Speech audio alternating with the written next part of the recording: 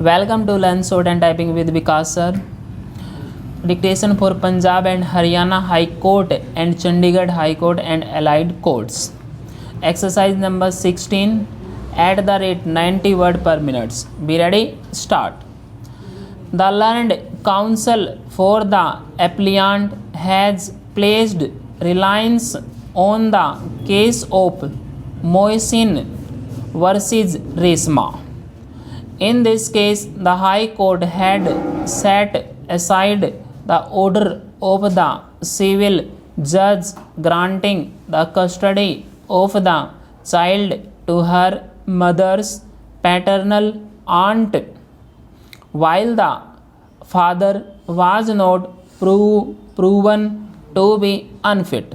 However, the High Court of Rajasthan held that in the light of Section 19, which bars the court from appointing a guardian when the father of the minor is alive and not unfit, the court could not appoint any maternal relative as a guardian, even though the personal law of the minor might give preferential custody in her favor. As is evident, the aforementioned decision concerned appointment of a guardian.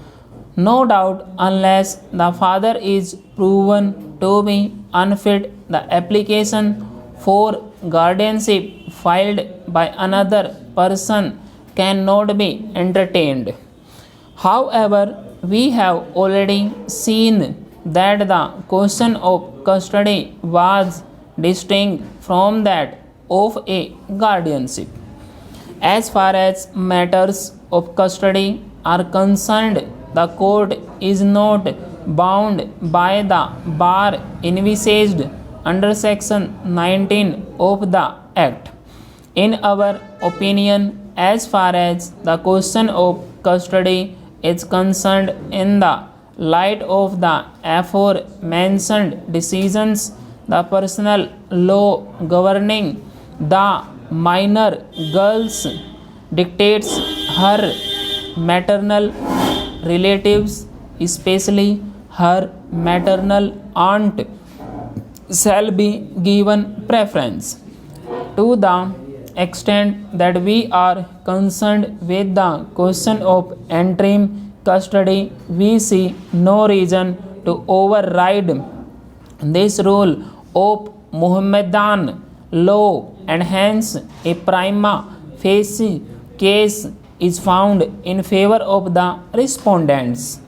Further, the balance of convenience lies in favor of granting custody to the maternal grandfather, aunt, and uncle.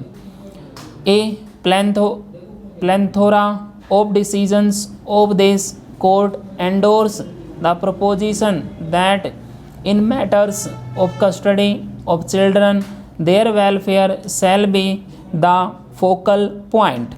Once we shift the focus from the rights of the contesting relatives to the welfare of the minor children, the considerations in determining the question of balance of convenience also differ.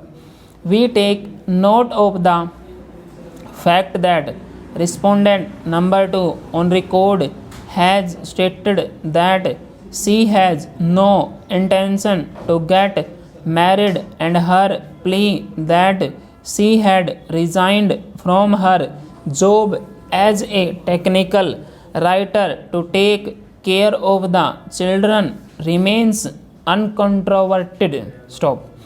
We are hence convinced that the respondents will provide sufficient love and care for the children till the final disposal of the guardianship applications. Full stop.